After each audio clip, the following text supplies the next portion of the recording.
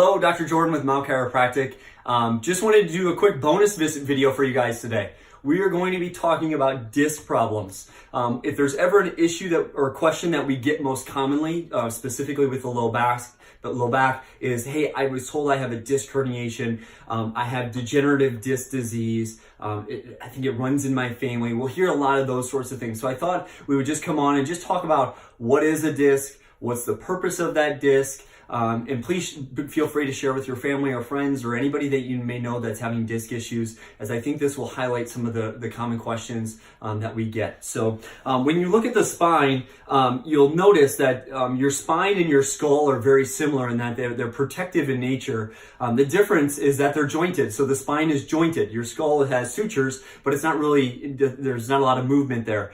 So when you look at the spine, there's spinal discs all along there. A spinal disc really has two functions. Number one, it's going to act as a spacer. What's it act as a spacer for? Well, it creates room for these very delicate nerve tissue, or what we call nerve roots. You actually have 62 of those in your spine, to branch off your spinal cord, and that forms what's called your peripheral nervous system. The second job of a disc is to act as a shock absorber, right? It acts as a spring mechanism in a way for the body as well. So that's really the two functions of a disc. So you don't want to cut them out because they have a function, they have a job in the body. Now, so I was just showing you that on the spine model, but I actually have these smaller models here that I can show you a little bit closer. So this is what a normal disc looks like here. So in the middle of a disc, there's a little area called the nucleus pulposus. I just refer to it as a nucleus.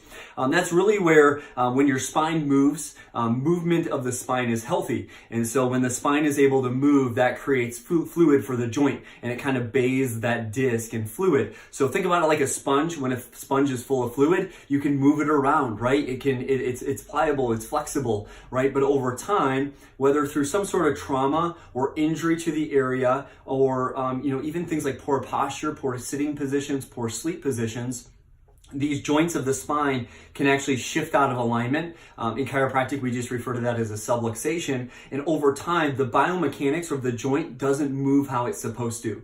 And when the joint doesn't move how it's supposed to, the disc will start to break down. Well, around the nucleus, so the nucleus is the middle, okay? Think about it like a jelly-filled donut. The nucleus is the jelly. And then around it are annular fibers. So they're concentric circles around it. And it's kind of like the breading that holds the jelly inside of the donut, so to speak. I hope you can get that visual there. Well, what happens over time is with enough wear and tear on the spine, whether through traumas, car accidents, slips and falls, that's what everybody thinks about, but more commonly it's the repetitive stress issues, like, I don't know how many of you sit behind a desk during the day. That's a common one. Bending, lifting, twisting in the wrong positions. And the spine just doesn't move how it's supposed to any longer, and over time that'll cause the annular fibers, the little breading to tear a little bit. It's micro tears. And over time, that nucleus or the jelly will literally start to shift out, and it'll seep out into an area that it shouldn't be.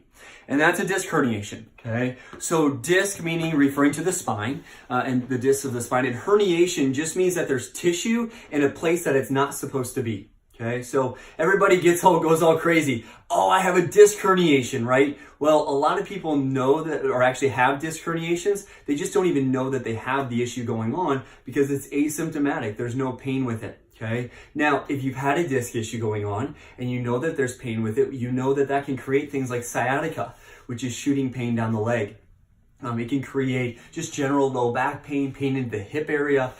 So disc issues can create a lot of different problems.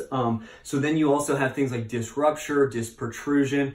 That's more significant levels where you're actually getting maybe some spinal cord compression going on there.